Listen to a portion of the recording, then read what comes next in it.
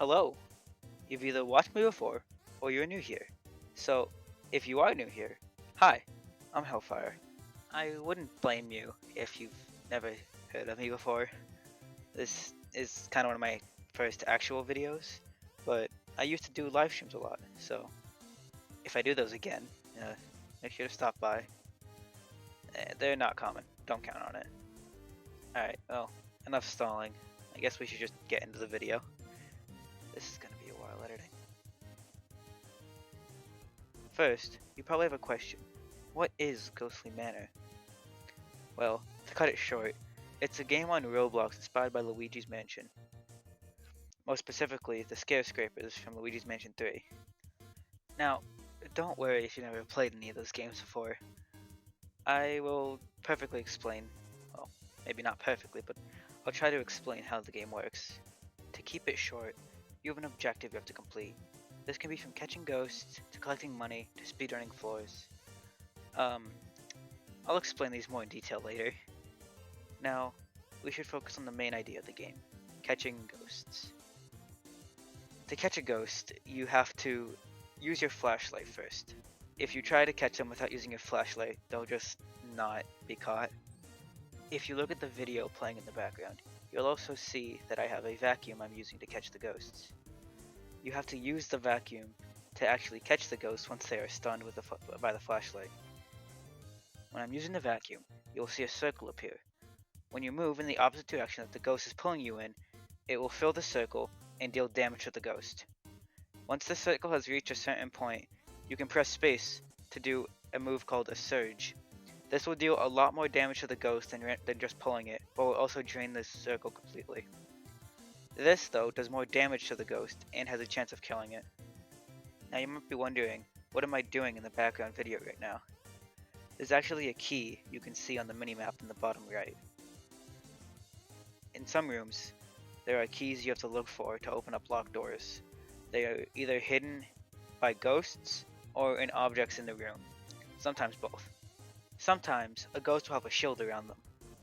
To remove the shield, use the surge of the shield's color. This will remove the shield and let you damage the ghost.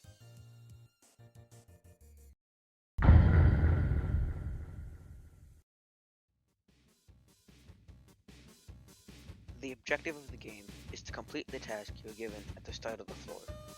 As of making this video, there are 4 main tasks.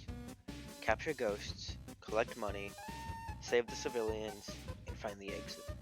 I will be going over capture the ghosts first. The main idea of capture the ghosts is, well, to capture the ghosts. You're given a certain amount of ghosts to collect at the start of each round. There is no more than this, it's just to collect every single ghost in the room to make it easier. If you ever want to know how many ghosts you have or need to collect, there is a counter at the top of the screen with a ghost symbol next to it. This obviously will only be there if the objective is to capture ghosts.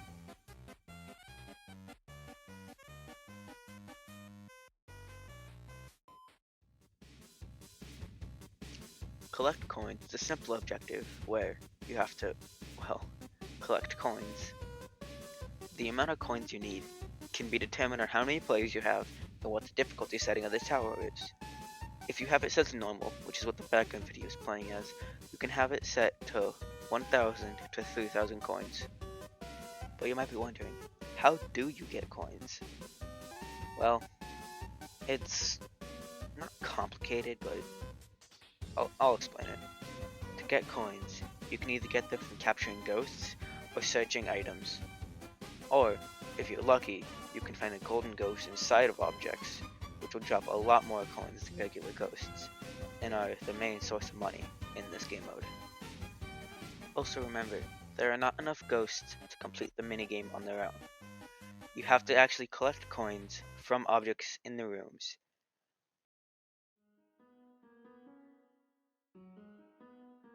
The next objective I'll go over is to save the civilians.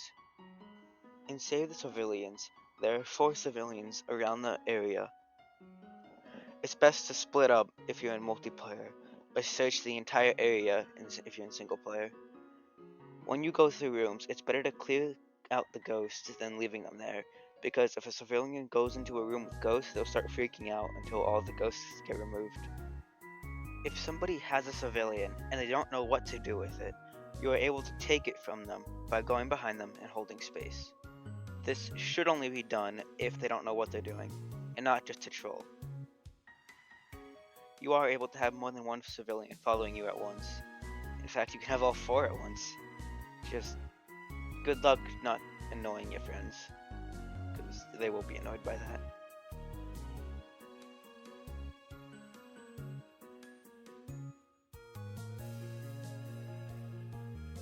The 4th and final main objective is a rush floor. This floor has no real objective, but the main idea of it is to find an exit vault before the timer runs out. The timer is set to 30 seconds when the round starts, and will progressively go down, like a timer does. But if you need more time, you can find timers in objects around the map, or from killing ghosts. It's not just as simple as finding the vault and getting to it. You have to find a key in one of the surrounding rooms. The vault is obviously locked off by a locked door, so you have to find a key to open the door. Keep in mind, you do not need every single player to get to the vault to exit to finish the stage. Only 1 or 2 people, depending on how many players are in the lobby. When finishing a floor, there will be a special event happening. As of making this video, there's only one. Collect the tokens. There will be 4 tokens that will spawn in any of the rooms. You have to find these 4 tokens in 20 seconds before the timer runs out. You are not able to find timers during this and only have that 20 seconds. If you manage to collect all 4 tokens, you will actually be given a power-up at the start of the next round. Not everyone will get one. If you actually manage to collect some tokens before everyone else, you will have a higher chance of getting an item. It uses a roulette wheel to decide which item you get and then who gets it.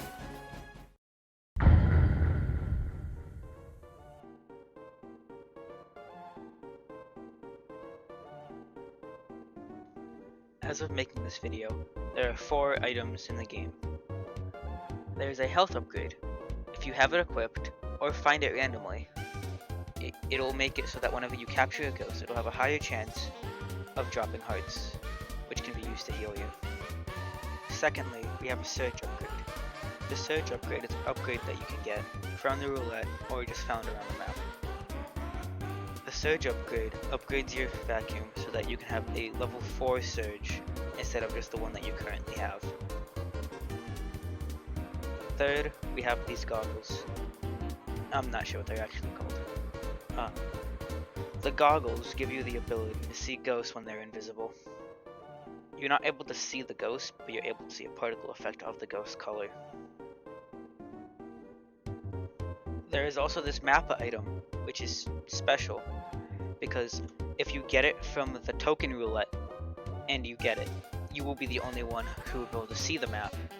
But if you find it around the map in a room, everybody would be able to see the entire map, and not just you.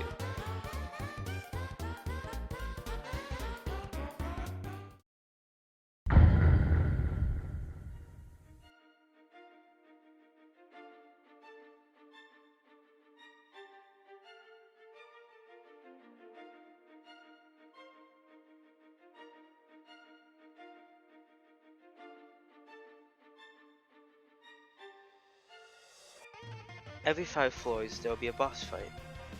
The boss fight consists of a couple of rooms and 1 large room. But in one of those small rooms you have to find a key, because in the large room there is a chest that requires the key to start the boss fight. The boss fight consists of a bunch of regular ghosts and a single larger, stronger ghost. The ghost is just a regular ghost with more health and is also bigger. This will be every 5 floors, unless it is the last floor. In this recording is also a good example on how the goggles work. You can see a particle effect of a ghost in the background, and then when I use a flashlight, the ghost appears.